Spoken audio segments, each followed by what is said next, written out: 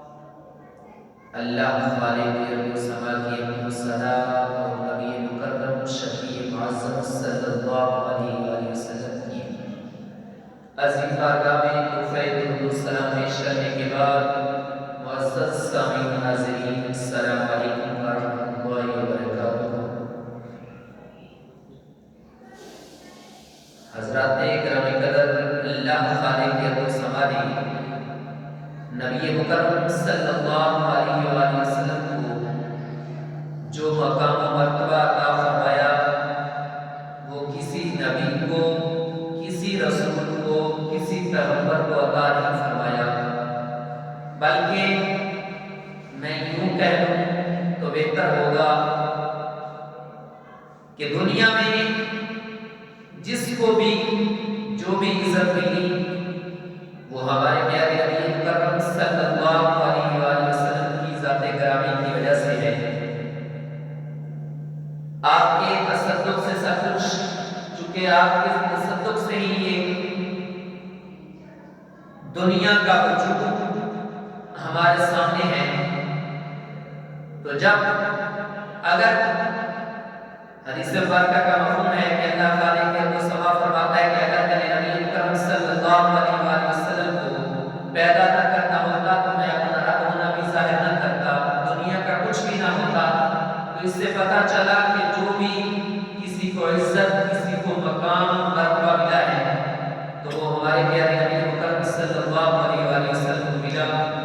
اسی طرح میں نے جو آیت مبارکہ خطبے میں پڑھی، شہید کو جو اللہ رب العزت نے مقام دیا تو وہ بھی نبی مکرم صلی اللہ علیہ وآلہ وسلم کے توسط سے ہے۔ اللہ خالق السماوات قرآن مجید میں ارشاد فرماتا ہے وَلَا تَقُولُوا لِمَن يُقْتَلُ فِي سَبِيلِ اللَّهِ أَمْوَاتٌ بَلْ أَحْيَاءٌ وَلَٰكِن لَّا تَشْعُرُونَ۔ اور جو اللہ رب العزت کی راہ میں قتل کیے جائیں، شہید کیے جائیں، ان کو مردہ نہ کہو بلکہ وہ زندہ ہیں، لیکن تمہیں ان کا شعور نہیں، تم نہیں جانتے، تم نہیں سمجھتے کہ وہ کیسے زندہ ہیں۔ اللہ رب العزت فرماتا ہے کہ میں ہی جانتا ہوں، لیکن وہ زندہ ہیں جو اللہ رب العزت کی بارگاہ میں اللہ رب العزت کی رضا کے لیے شہید ہو جائیں، قتل کیے جائیں۔ تو دیکھیے کہ شہید کو جو مقام ملا وہ ذات مصطفیٰ صلی اللہ علیہ وسلم کی وجہ سے مل رہا ہے۔ دوسری جگہ اللہ رب العزت ارشاد فرماتا ہے وَلَا تَحْسَبَنَّ الَّذِينَ قُتِلُوا فِي سَبِيلِ اللَّهِ أَمْوَاتًا، گمان بھی نہ کرو ان کو مردہ، بل یہ شہید جتنا بھی مقام مرتبہ پالے جب وہ نبی اکرم صلی اللہ علیہ وآلہ وسلم کو ہوتی ہے تو وہ مقام مرتبہ اسے نبی اکرم صلی اللہ علیہ وآلہ وسلم کی ذات گرامی کی وجہ سے مل رہا ہے۔ جب ایک شہید کا یہ مقام مرتبہ ہے کہ اللہ رب العزت فرماتا ہے کہ وہ زندہ ہے لیکن تم نہیں جانتے، تمہیں شعور نہیں کہ وہ کیسے زندہ ہے، میں جانتا ہوں، تو پھر آپ ایک نبی کے بارے میں، نبی عام سے مراد نبی ہے، نبی تو ویسے عام ہے ہی نہیں، خاص ہے سارے، کہ پھر ایک نبی کی کیا شان ہوگی، نبی کیسے زندہ ہوگا، ہم کیسے سمجھ سکتے ہیں۔ پھر امام الانبیاء ہمارے پیارے نبی اکرم صلی اللہ علیہ وآلہ وسلم کا تصور کیجئے کہ جو تمام انبیاء کی امامت کروانے والی ہستی ہے تو وہ کیوں نہ زندہ ہو۔ تو آج اسی موضوع سے چند کلمات آپ کے سامنے رکھنے ہیں، اس لیے تو اعلیٰ حضرت عزیز برکت فرماتے ہیں نا، چونکہ آپ بہ کر عشق و محبت ہے نا، آپ فرماتے ہیں کہ چمک تجھ سے پاتے ہیں سب پانے والے، چمک تجھ سے پاتے ہیں سب پانے والے، میرا دل بھی چمکا دے چمکانے والے، چمک تجھ سے پاتے ہیں سب پانے والے، میرا دل بھی چمکا دے چمکانے والے، تو زندہ ہے اللہ، تو زندہ ہے اللہ، میرے چشم عالم سے چھپ جانے والے۔ قسم اٹھا کے کہتے ہیں کہ اے پیارے نبی مکرم صلی اللہ علیہ وآلہ وسلم آپ تو زندہ ہی ہو، لیکن میری بدقسمتی کہ آپ میرے چشم عالم سے چھپ گئے ہو۔ تو معزز سامعین کرام، ایک حدیث پاک آپ کے سامنے رکھتا ہوں، سماعت کیجئے، سنن ابی داؤد کی حدیث پاک کا ہے اور محدثین نے بھی اس کو ذکر کیا۔ قال رسول اللہ صلی اللہ علیہ وآلہ وسلم ان اللہ عز وجل حرم علی الارض اجساد الانبیاء، نبی مکرم صلی اللہ علیہ وآلہ وسلم نے ارشاد فرمایا کہ اللہ خالق ارض و سما نے زمین پر یہ حرام کر دیا ہے کہ وہ انبیاء کرام کے اجساد سامنے اٹھائے۔ کوئی خاص نبی کا ذکر نہیں کیا، مطلقاً فرمایا کہ اللہ رب العزت نے زمین پر حرام کر دیا ہے کہ وہ کسی نبی کے انبیاء کے اجسام کو کھائے۔ تو اس حدیث سے پتہ چلتا ہے کہ زمین پر انبیاء کے جسم کو کھانا حرام ہے۔ آپ کہیں گھوم جانے کی بجائے اپنے اسی قبرستان میں دیکھ لیجئے کہ کتنی قبریں بار بار اسی جگہ بنائی جا چکی ہیں، پیچھے ہڈیاں نہیں ملتی۔ اس کا مطلب ہے اگر ہمارا تمہارا کسی عام انسان کا جسم ہو تو یہ قدرت کا نظام ہے، ہو سکتا اللہ کے پیارے بھی ہیں ان کے جسم کبھی سلامت موجود ہیں، کئی جگہ کئی بار یہ مشاہدہ کیا گیا، لیکن عمومی یہ ہے کہ جسم مٹی، چونکہ انسان مٹی سے بنا ہے تو مٹی کھا جاتی ہے چند ایک اعضاء کے علاوہ، اور جس کو میں نے پہلے کہا کہ اللہ رب العزت سلامت رکھنا چاہے تو رکھ سکتا ہے، لیکن یہاں تو نبی اکرم صلی اللہ علیہ وآلہ وسلم نے صراحت فرما دی کہ اللہ رب العزت نے زمین پر حرام کر دیا ہے کہ وہ کبھی انبیاء کے جسم کو نہیں کھا سکتے۔ تو جب زمین نہیں کھا سکتی تو وہ جسم سلامت ہے، اور جب جسم سلامت ہے تو انبیاء زندہ ہے۔ دوسری حدیث واقعہ کہ نبی اکرم صلی اللہ علیہ وآلہ وسلم نے فرمایا عن انس رضی اللہ تعالی عنہ قال قال رسول اللہ صلی اللہ علیہ وآلہ وسلم الانبیاء احیاء فی قبورہم یصلون۔ حضرت انس بن مالک رضی اللہ تعالی عنہ آپ کو بیان فرماتے ہیں کہ نبی اکرم صلی اللہ علیہ وآلہ وسلم نے فرمایا کہ انبیاء کرام علیہ السلام اپنی قبروں میں زندہ ہیں اور نماز پڑھتے ہیں۔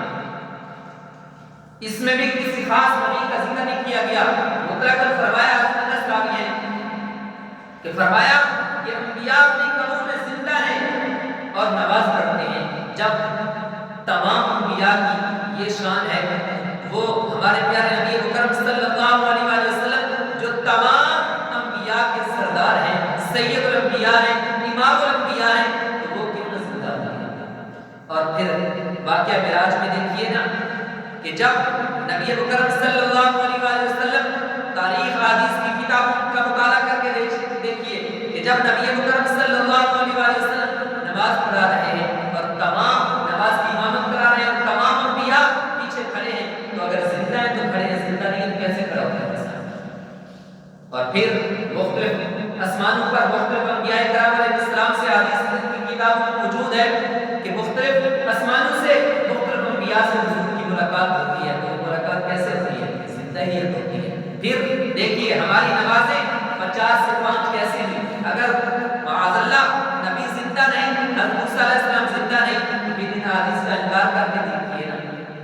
حدیث کا انکار کرنا لازم آئے گا اگر نبی زندہ نہ مانے. تو جب باقی نبی زندہ ہیں تو ہمارے پیارے نبی اکرم صلی اللہ علیہ وآلہ وسلم جو امام الانبیاء سید الانبیاء ہیں تو وہ کیوں نہ زندہ ہوں. ایک بہترین مثال آپ کے سامنے رکھنا چاہتا ہوں. حدیث مبارکہ کا مفہوم ہے عظیم تابعی حضرت سیدنا سعید بن مسیب رضی اللہ تعالی عنہ. آپ واقعہ پورا کے وقت یعنی جب یزید پر وقت نے فوج اور گھوڑے مسجد نبوی میں باندھے اور معاذ اللہ مسجد نبوی میں اس دوران اذان نہ ہوئی نماز نہ ہوئی.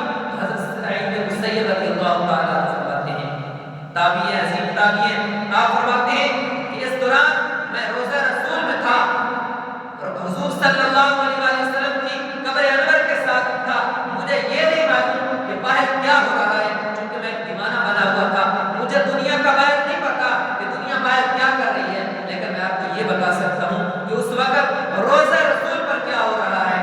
آپ فرماتے ہیں کہ جب نماز کا وقت ہوتا اذان کی بھی آواز آتی جب اقامت کی بھی آواز آتی اور جماعت کی بھی اذان آتی آواز آتی تو پتہ چلا کہ اگر نبی اکرم صلی اللہ علیہ وسلم زندہ ہیں تو تب یہ سب کچھ ہو رہا ہے. اور پھر دیکھیے نبی اکرم صلی اللہ علیہ وسلم کی حدیث مبارکہ کا مفہوم ہے کہ آپ نے فرمایا کہ جب میرا کوئی امتی مجھ پر درود پڑھتا ہے تو میں اس کا جواب دیتا ہوں اس کا درود پاک سنتا ہوں. پھر بالخصوص جمعہ المبارک کے بارے میں فرمایا کہ میں اس کو پہچانتا بھی ہوں اس کے والدین کو بھی پہچانتا ہوں. تو پھر اگر زندہ نہیں تو ہمیں پہچانتے ہمارے درود و سلام کا جواب کیسے دیتے ہیں. تو ان ساری حدیث مبارکہ سب کا خلاصہ یہی ہے کہ ہمارے پیارے نبی مکرم صلی اللہ علیہ وسلم زندہ بھی ہیں ہماری باتیں سنتے بھی ہیں ان کا جواب بھی دیتے ہیں.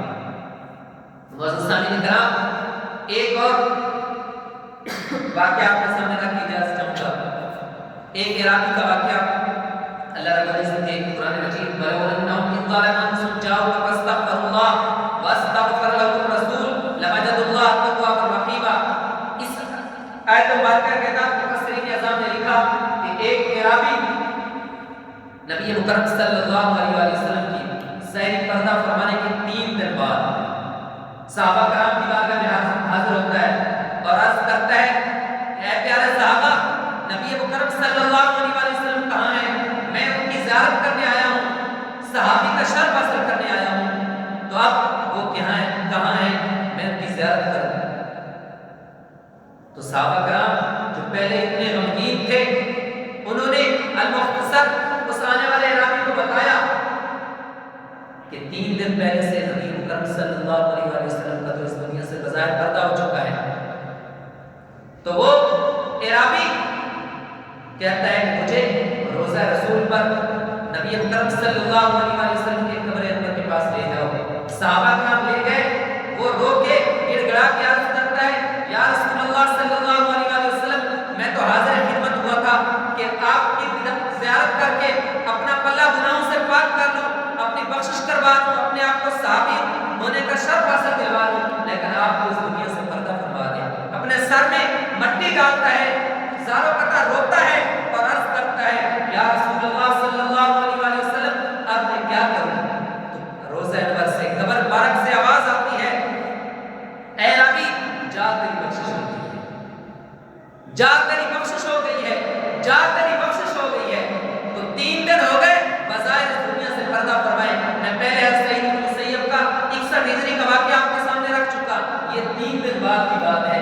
تو حضور صلی اللہ علیہ وسلم سے 3 بار یہ آواز آئی جا ربی تیری بخشش ہو گئی ہے. اس کا مطلب ہے حضور زندہ ہیں اس کو پہچانتے ہیں اس کی گڑ گڑاہٹ اس کی عاجزی کا جواب دے رہے ہیں کہ جا جس مقصد کے لیے آیا تھا تیرا مقصد پورا ہو گیا. پھر دوسری حدیث مبارکہ بھی ہے تو حضور نے فرمایا کہ جس نے میری روزہ مبارک کی قبر انور کی زیارت کی گویا کہ اس نے میری زیارت کی. تو معزز سامعین کرام نبی مکرم صلی اللہ علیہ وسلم ہمارا یہ عقیدہ ہے اور قیامت تک یہی رہے گا اللہ کے فضل و کرم سے کہ نبی مکرم صلی اللہ علیہ وسلم زندہ ہیں اور زندہ ہی رہیں گے. ہاں ایک آخری بات عرض کرتا چلوں کہ لوگ کہتے ہیں کہ وہ کھاتے پیتے کہاں سے ہیں. اگر زندہ ہیں تو اللہ رب العزت فرماتا ہے شہید کے بارے میں کہ ہم انہیں رزق دیتے ہیں. تو جب ایک شہید کے بارے میں قرآن مجید کی نص ہے کہ ہم اسے رزق دیتے ہیں تو پھر انبیاء کے بارے میں ہم کیوں سوا کہ جب آپ پیٹ میں تھے تو تب کہاں کھاتے تھے؟ آپ کہیں ایک نالی کا ذریعہ آتا تھا تو جب انڈا تھا اس میں مرغی کا بچہ تھا اس کی خوراک کہاں سے آتی تھی؟ تو اس دنیا کا حساب کتاب اور ہے. پہلی دنیا جہاں اربا میں تھے اس کا اور تھا. عالم برزخ قیامت ہر جہان کے معاملات مشاہدات الگ ہیں. لہٰذا اس چیز پہ یہ قیاس کرنا کہ اب وہ کہاں سے کھاتے ہیں کیا کرتے ہیں لہٰذا معاذ اللہ وہ زندہ نہیں ہے، ایسا ہرگز نہیں ہے. ہمارے پیارے نبی اکرم صلی اللہ علیہ وسلم زندہ بھی ہیں. ہمارا درود و سلام اپنے غلاموں کی دعائیں التجا سنتے بھی ہیں اور ان کا جواب بھی دیتے ہیں. اللہ رب العزت ہمیں اسی عقیدے پر زندہ رکھے اور اسی عقیدے پر موت عطا فرمائے. وما توفیق